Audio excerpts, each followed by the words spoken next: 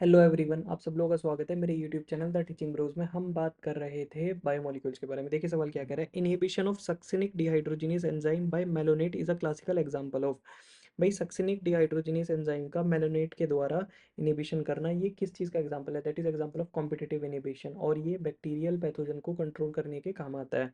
तो आंसर क्या हो जाएगा? Competitive inhibition. आगे देखिए, malonate inhibits the growth of pathogenic bacteria by inhibiting the activity. देखो वही क्वेश्चन 2023 में और 24 में देखो किस तरीके से रिपीट हुआ है। आंसर क्या हो जाएगा?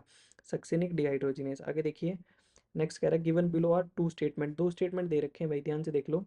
दो स्टेटमेंट दे रखे हैं। Low temperature preserve the enzyme in a temporarily inactive state, बिल्कुल सही बात है। Whereas high temperature destroys enzymatic activity because proteins are denatured by heat, बिल्कुल सही स्टेटमेंट है कि लो टेम्परेचर में जो एंजाइम है वो इनएक्टिव स्टेट में रहता है, हाई टेम्परेचर में वो डिस्ट्रॉय हो जाता है, डीनेचर हो जाता है। ठीक है, ये सही स्टेटमेंट है। आगे, when the inhibitor closely resembles the substrate in its molecular structure and inhibits the activity of enzyme it is known as competitive inhibitor. अभी तो बात है कॉम्पिटिटिव इनहिबिटर में क्या हो रहा है, इनहिबिटर जो है वो क्लोजली रिसेंबल करता है सबस्ट्रेट के साथ मॉलिक्यूलर स्ट्रक्चर में। ठीक है, इसी को क्या बोलते हैं? कॉम्पिटिटिव उसको क्या बोलते हैं? उसको, इस प्रोसेस को बोलते हैं कॉम्पिटिटिव इनहिबिशन। और जो क्लोजली रिजेंबल कर रहा है उसको कॉम्पिटिटिव इनहिबिटर बोलते हैं। तो दोनों स्टेटमेंट बिल्कुल सही हैं, तो both statement one and statement two are true. आगे, मैच द फॉलोइंग देख लीजिए भैया जल्दी से।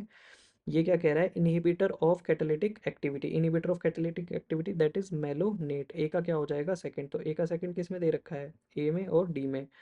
Pauses peptide bond, peptide bond किस में होंगे जल्दी से बताइए भैया? कोलेजन में। किस में पेप्टाइड बॉन्ड किस में होंगे? कोलेजन में। तो बी का क्या हो जाएगा? फोर। तो ऑप्शन ए हो जाएगा आपका।